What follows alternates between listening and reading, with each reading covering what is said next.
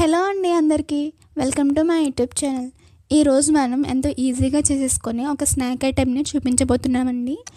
ఇది పకోడీ అండి.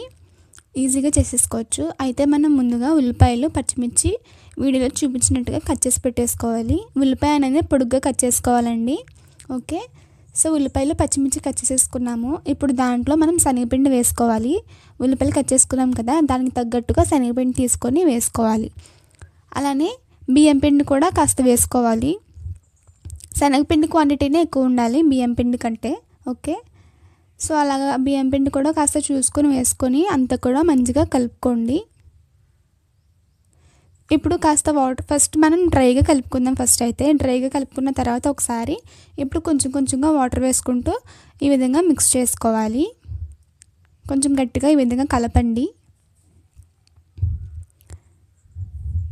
సో మనకి ఇది ఫైనల్గా గట్టిగానే ఉండాలండి. ఎక్కువగా వాటర్ వేసేసుకొని జోరుగా చేసుకోకూడదు. ఈ విధంగా ఉన్నప్పుడే ఉప్పు అనేది వేసేసుకుందాం. సాల్ట్ వేసుకొని ఒకసారి మళ్ళీ బాగా మిక్స్ చేసుకోవాలి. ఇది చాలా ఈజీగా అయిపోతుందండి. చూస్తున్నారు కదండి, ఈ విధంగా ఉండాలి ఫైనల్గా మనకైతే టెక్స్చర్ అనేది. ఇప్పుడైతే మనం గ్యాస్ ఆన్ చేసేసుకొని ఒక మూకుడు పెట్టేసుకుందాము. మూకుడు పెట్టేసుకొని ఆయిల్ వేసేసుకుందాం. ఆయిల్ అనేది బాగా హీట్ అవ్వాలండి. హీట్ అయిన తర్వాత మనకి పకోడీ అనేది బాగా వస్తుంది. హీట్ అయిన తర్వాత మనం పకోడీ అనేది వీడియోలో చూపించిన విధంగా మెల్లిమెల్లిగా వేసేసుకోండి. ఈ విధంగా చూస్తారు కదండి, ఆ విధంగా వేసుకోవాలి.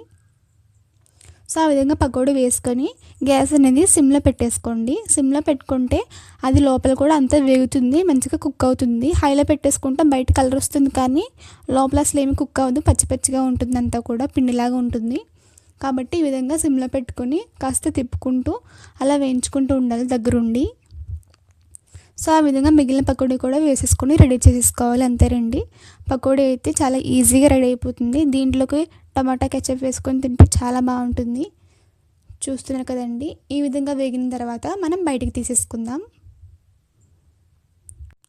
అంటే కొంచెం గోల్డెన్ బ్రౌన్ కలర్ వచ్చినప్పుడే మనం బయటికి తీసేసుకోవాలండి. ఇంతేనండి, ఈ పకోడీ అనేది చాలా ఈజీగా చేసేసుకోవచ్చు. ఎవరైనా బోర్ కొట్టినప్పుడు ఈ రెసిపీ చేస్తే పైగా టేస్టీగా కూడా ఉంటుంది. ఖచ్చితంగా ట్రై చేయండి. ఇంతేనండి, వీడియో కనుక నచ్చితే ప్లీజ్ లైక్ చేయండి, షేర్ చేయండి, సబ్స్క్రైబ్ చేయడం మర్చిపోవద్దు. Thank you.